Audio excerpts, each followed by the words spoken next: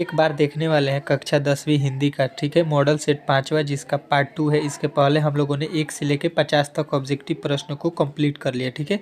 ये गेस जो है आपको फ्री, क्रैश कोर्स जो है गेस वाला, वो फ्री में आपको दिया जा रहा है, ठीक है। एग्जाम जो है आपका नज़दीक आ चुका है, मात्र 1-1.5 महीना 2 महीना बचा है, इसलिए अब आपको मेरा चैनल जो है फ्री में गेस क्रैश कोर्स जो है आपको देना स्टार्ट कर दिया है। तो हमारे चैनल पर पहली बार आए हैं तो प्लीज़ चैनल को सब्सक्राइब कर लीजिए और वीडियो को लाइक कर दीजिए। ये सारे विषयों का मिलेगा, ठीक है। यहाँ पे हिंदी का चल रहा है, इस तरह से विज्ञान का, सोशल साइंस का, मैथ का, सारे विषयों का मिलेगा यहाँ पे, ठीक है।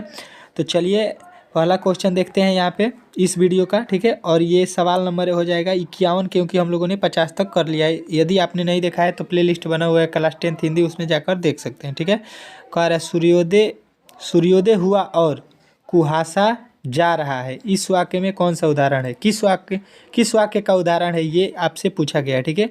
तो ये जो है आपको याद रखना है, ये कौन सा वाक्य है, तो संयुक्त वाक्य है, क्योंकि यहाँ पे और लगा दिया गया है, ठीक है। चलिए अगला प्रश्न देखते हैं, आपके सामने यहाँ पे आ चुका है। कह रहा है आपका अगला प्रश्न कि रंगपा किस किस्म का आदमी था? तो रंगपा जो था लपट था, जुआरी था, बदमाश था, तो इनमें से सभी लगाइएगा, ठीक है। वीडियो को प्लीज़ अंत तक देखिए, तभी जो है आपको ये प्रश्न कंप्लीट होंगे, ठीक है। आप केवल इस वीडियो को देख लेंगे और सुन लेंगे तो आपको सारे प्रश्न गारंटी के साथ मैं कह रहा हूँ कि आपको 100 में से 100% मैं याद करा दूंगा। जो भी आपके सामने ये प्रश्न दिखेगा तो आप लोग इसका जो है क्वेश्चन जो है इसका जो है आंसर लगा दीजिएगा, ठीक है। मंगमा ने में ब्याह में बहू को क्या दिया था? मंगमा ने अपने बहू को ब्याह में क्या दिया था, ये आपसे पूछा गया है। तो आपको याद रखना है कि उसने क्या दिया था, तो कर्णफूल, कड़े, झुमकी, ये सभी दिए थे, ठीक है। चलिए अगला प्रश्न देखिए, आपके सामने आ चुका है। कह रहा है ढहते विश्वास कहानी में राजेंद्र मिश्र क्या है? तो ढहते विश्वास कहानी में आपको याद रखना है कि राजेंद्र मिश्र जो है वो संपादक हैं, ठीक है। ऑप्शन नंबर ए जो है आपको लगा देना है, ठीक है। अगला प्रश्न देखिए, सीता का कौन कड़वा हमेशा चुप रहता है? लड़का चुप रहता है, सॉरी, सीता का कौन सा लड़का जो है वो हमेशा चुप रहता है? तो आपको याद रखना है बिरजू, ठीक है। बिरजू जो है हमेशा चुप रहता है, ठीक है। चलिए अगला प्रश्न देखिए, किसकी पत्नी ने दाल का हलवा बनाया था? किसकी पत्नी थी जिसने दाल का हलवा बनाया था? तो आपको याद रखना है कैलाश की, ठीक है, कैलाश। चलिए अगला प्रश्न देखिए, नगर कहानी के अनुसार पहले दिन पाप्ती को क्या हुआ था? तो आपको याद रखना है कि पहले दिन पाप्ती को बुखार हुआ था, ठीक है। चलिए एकदम इत्मीनान से सुनिए इसको और देखिए, भर आई आंखें पोंछकर किसने आकाश की ओर देखा? तो ये किसने देखा था? तो आपको याद रखना है सीता ने, उसके आंख भर गए थे और वो आसमान की ओर देख रही थी, ठीक है। बल्ली अम्मा क्या नहीं जानती थी? बल्ली अम्मा जो थी वो क्या नहीं जानती थी? तो आपको याद रखना है पढ़ना नहीं जानती थी, ठीक है।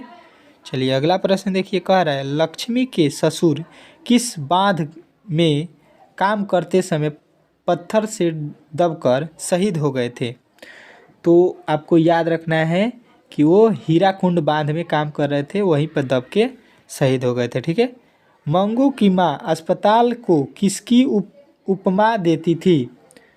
तो गौशाला को, ठीक है, गौशाला आपको याद रखना है। चलिए अगला प्रश्न देखिए, कह रहा है बाबा साहेब भीमराव अम्बेडकर का जन्म कब हुआ था? तो बाबा साहेब भीमराव अम्बेडकर का जन्म आपको याद रखना है 14 अप्रैल 1891, ठीक है।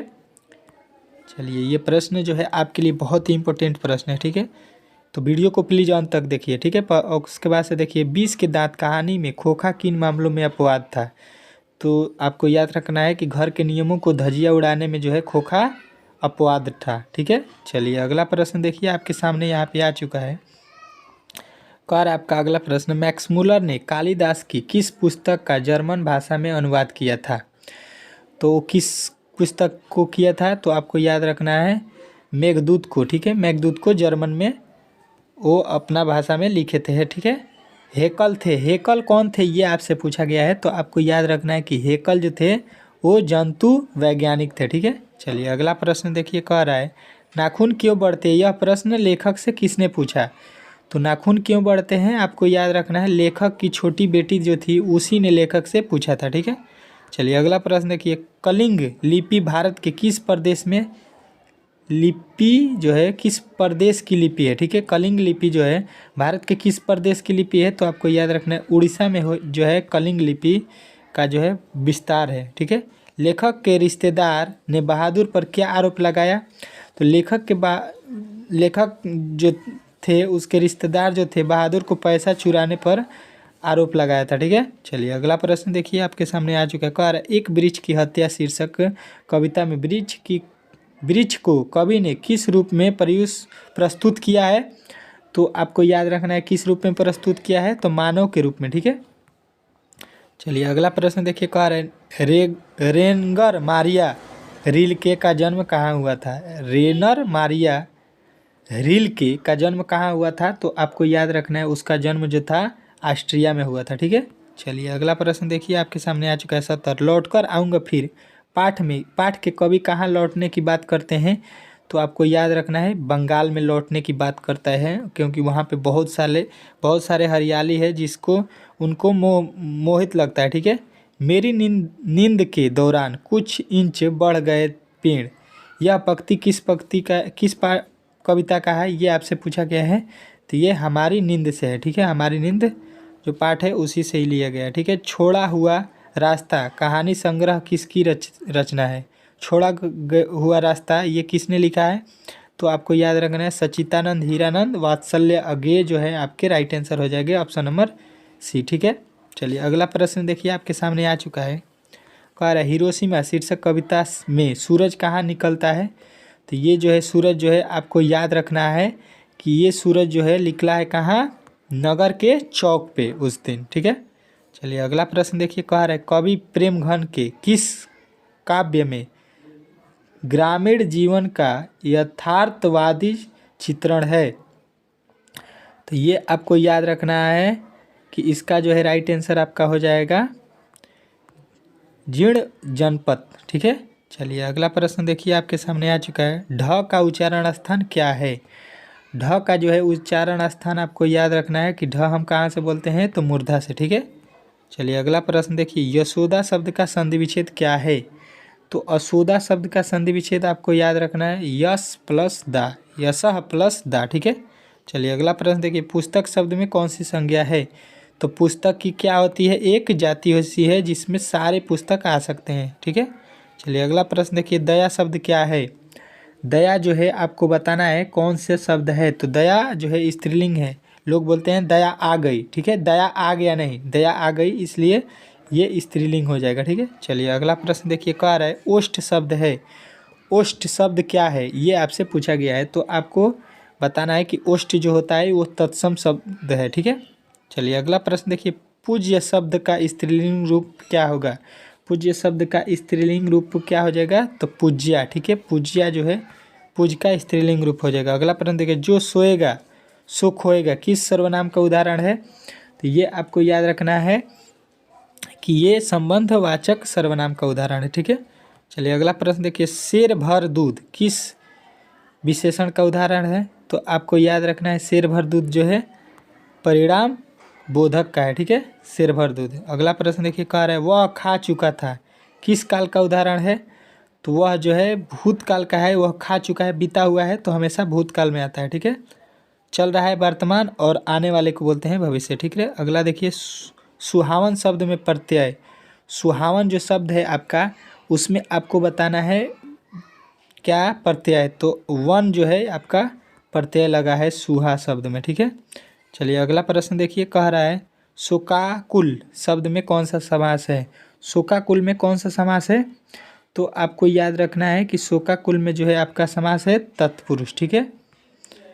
अगला प्रश्न देखिए। कह रहे अनूठा शब्द का पर्यायवाची क्या होगा, तो अनूठा का जो है आपको पर्यायवाची हो जाएगा अनुपम, ठीक है। चलिए अगला प्रश्न देखिए आपके सामने आ चुका। अनुलोम शब्द का विपरीतार्थक शब्द क्या होगा, मतलब उल्टा, तो इसका जो है आपको याद रखना है प्रतिलोम। अनुलोम के क्या होता है, प्रतिलोम। चलिए अगला प्रश्न देखिए। घर बसाना मुहावरे का अर्थ क्या है, तो घर बसाना मुहावरे का अर्थ होता है विवाह करना, ठीक है। चलिए अगला प्रश्न देखिए। कह रहा है परोक्ष शब्द का समास क्या होगा, तो परोक्ष का जो है समास आपको याद रखना है कौन सा होगा, अव्ययी भाव समास परोक्ष होगा, ठीक है। चलिए अगला प्रश्न देखिए। एक पथ दो काज लोकोक्ति का अर्थ क्या होता है, तो जो है आपको याद रखना है एक काम के साथ दूसरा काम हो जाना, ठीक है। चलिए अगला प्रश्न देखिए, वह जा रहा है किस काल का उदाहरण है। तो आपको याद रखना है ऑप्शन नंबर सी वर्तमान काल का उदाहरण है कि वह जा रहा है, ये काम हो रहा है इसीलिए वर्तमान काल होगा। नयन शब्द का संधि विच्छेद क्या होगा, तो नयन का जो है जाएगा ने प्लस ऑन, जो कि ऑप्शन नंबर सी में दिया गया है। चलिए अगला प्रश्न देखिए, परिणाम शब्द में उपस्वर्ग बताना है। परिणाम जो शब्द आपको दिया गया है उसका जो है प्रत्यय उपस्वर्ग बताना है, तो परि जो है इसमें उपस्वर्ग लगा है, ठीक है। चलिए अगला प्रश्न देखिए आपके सामने आ चुका है, अपमान शब्द का विलोम शब्द क्या होगा। तो अपमान का जो है विलोम शब्द आपको मालूम होगा कि क्या हो जाएगा, सम्मान, ठीक है, उसका उल्टा। चलिए अगला प्रश्न देखिए, कांवर सांवर दैया किस पाठ के कथाकार है। तो सांवर दैया जो है आपके धरती कब तक घूमेगी के लेखक हैं, ठीक है। अगला प्रश्न देखिए, मंगमा को किससे विवाद था। तो मंगमा को जो है आपको याद रखना है कि किससे विवाद है, तो अपने बहू से उसको जो है विवाद था, ठीक है। चलिए अगला प्रश्न देखिए, लक्ष्मी को कितनी लड़कियां थी। तो लक्ष्मी की जो है आपको याद रखना है कि 2 लड़कियां थी। अगला प्रश्न देखिए, कह रहा है बाध की गिनरानी के लिए लक्ष्मी ने किसे भेजा। तो वो किसको भेजी थी, तो बड़े लड़के को, ठीक है, जो बांध के निगरानी कर सके, अपना बड़े लड़के को भेजी थी ताकि बांध टूटकर जो है खेत में से पानी न बह जाए, ठीक है। कौन पाप्ती को अकेले छोड़कर नहीं जाना चाहती थी। तो उसकी जो है आपको याद रखना है बल्ली अम्मा जो थी वही उसको छोड़कर नहीं जाना चाहती थी, ठीक है। चलिए अगला प्रश्न देखिए, वाष्प शब्द है, वाष्प शब्द जो है आपको क्या है, तो आपको बताना है वाष्प जो होता है तत्सम का शब्द होता है, ठीक है। इस 5वां सेट का जो है हम लोगों ने शॉर्ट ऑब्जेक्टिव कंप्लीट कर लिया है, ठीक है। यदि वीडियो अच्छा लगा हो तो प्लीज़ चैनल को सब्सक्राइब करें और वीडियो को लाइक करें। यदि आप क्लास 10th का जो है 2024 में पेपर देना चाहते हैं तो इससे बड़ा अचीवमेंट और किसी चैनल से आपको नहीं मिलेगा, ठीक है। तो एक बार इस चैनल से पढ़ के देखिए, ठीक है। चलिए मिलते हैं अगले वीडियो में।